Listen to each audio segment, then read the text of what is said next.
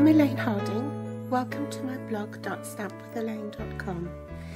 Today is going to be the beginning of my series featuring the mini treat bag dies. There are so many things you can do with it. The die is really good value because not only do you get the basic construction of the bag itself, which is this die plus this die.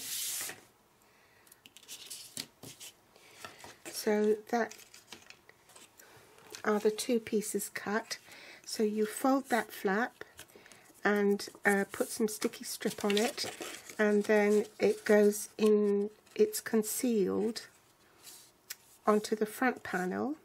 You fold this flap over, put some adhesive there, you fold that over and glue it to this panel here, and then glue there. And voila, you have your completed bag. After the basic construction of the bag, you can embellishment any way you wish.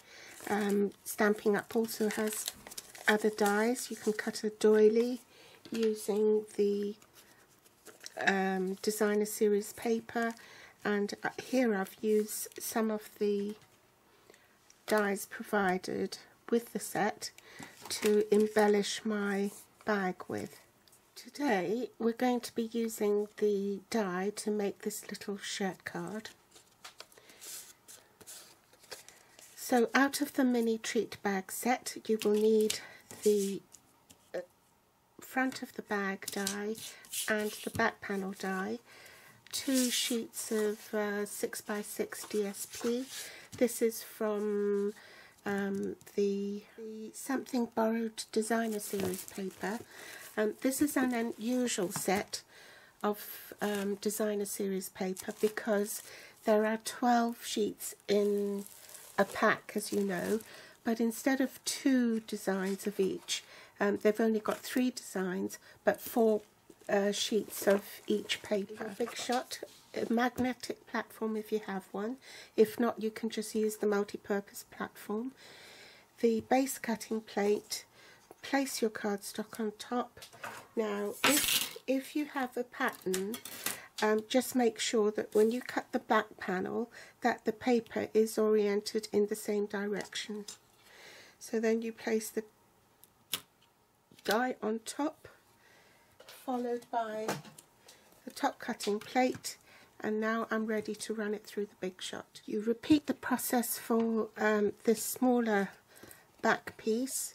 Your magnetic platform, base cutting plate, cardstock die, followed by the top cutting plate, and then you're ready to run through that through the Big Shot as well. There are score lines already on the bag, so I want this side to show because it's a more masculine print.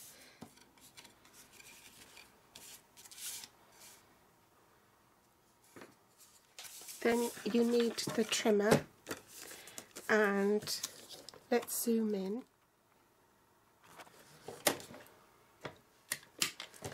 And you need to butt up your the edge of your bag to the top runner here, and have the zigzag so that the bottom of the groove is in line with the bottom of the zigzag. And basically you're just wanting to cut a straight line so it's straight across the top. Before you glue this flap on the inside, you want to get the angle of your shirt right.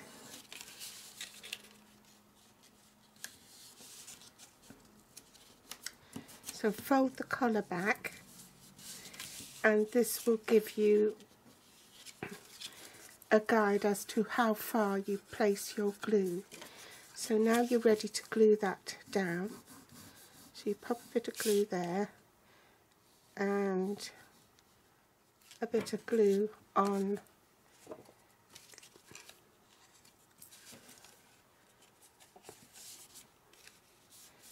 the left hand flap. Now we're ready for a bit of stamping.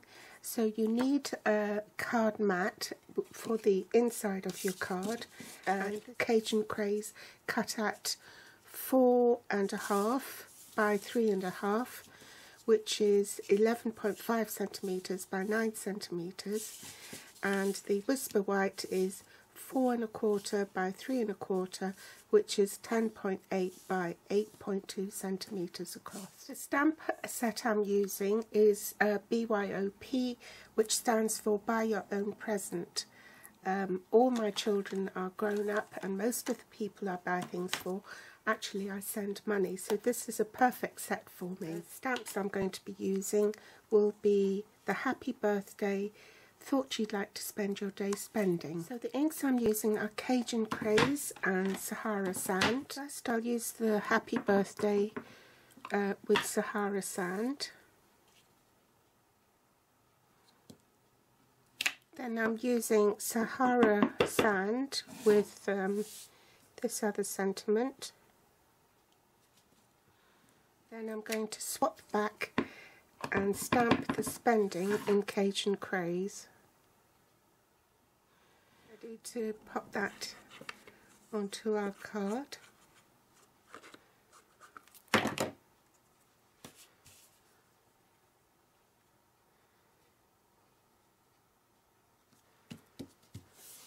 I'll show you how I made the bow tie. Not the bow tie, the little necktie. You need your bow builder punch, and the punch has a lock on it, so you need to unlock the punch, and we need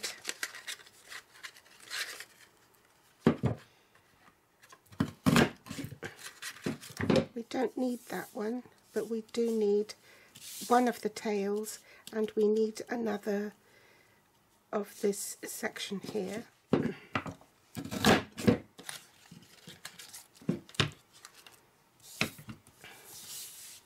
So I'll need these two and this one. If you look at the collar, this section of the collar is lower down than that. So therefore, when you're cutting the knotted detail for the tie, you can't actually have them even Stevens like this, because if you do that, part of the cardstock from underneath will show through. It doesn't cover it all up. So to get round that little glitch, you make a 1/4 inch cut down the middle where this valley is,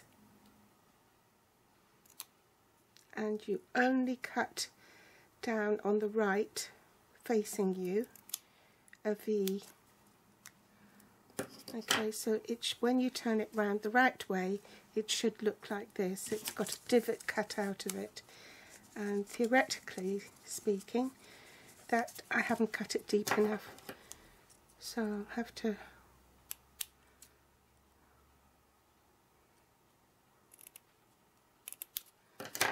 cut a deeper V, and you'll see that that fits perfectly. Okay, now just take your scissors and cut straight across, and this will form this part of your necktie. We want to trim off the excess on the bottom. We leave one side as it is.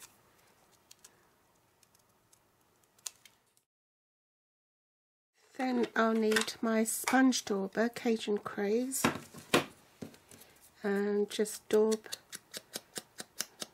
the edges of the tie.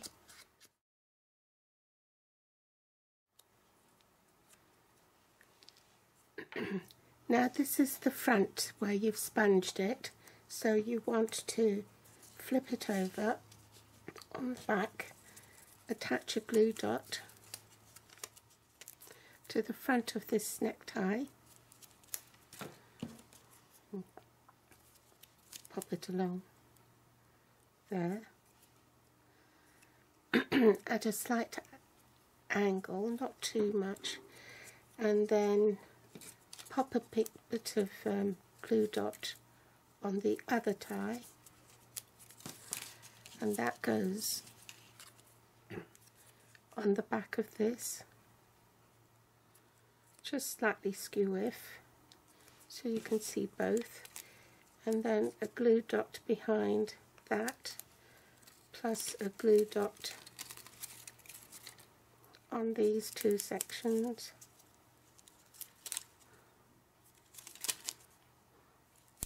I'm putting a double layer because you've got several layers of that, and now you're ready to pop it into your shirt.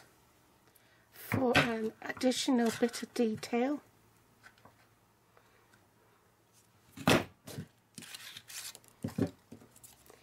you could make a pocket.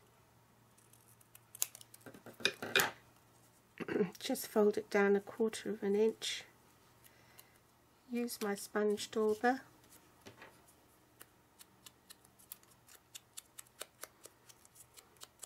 To give it a bit of definition.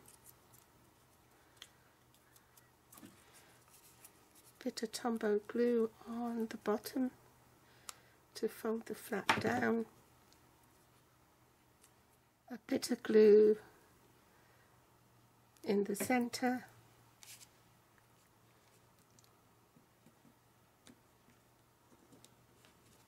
I hope you've enjoyed today's tutorial.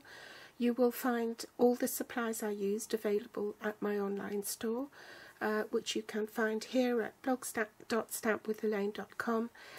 Just click on the shopping cart in the right hand column of my blog, or you can also connect with me through my Facebook page or my YouTube channel here at stampwithelaine.com.